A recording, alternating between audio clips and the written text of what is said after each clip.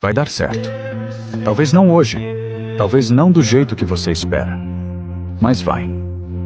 Porque dentro de você ainda tem uma força que sobreviveu a noites escuras, a dores que ninguém viu, a batalhas que você lutou em silêncio. Você já quis desistir, já chorou sem saber para onde ir, já se sentiu pequeno demais para seguir, mas mesmo assim, você continuou. E só isso já te torna gigante. Vai dar certo, não porque tudo vai se alinhar magicamente, mas porque você está disposto a continuar, mesmo sem garantias. Porque sua fé, mesmo ferida, ainda respira. E porque o que vem pela frente é maior do que tudo que tentou te parar até aqui. Acredite, o céu ouve, o tempo responde, e o que é seu vai encontrar o caminho.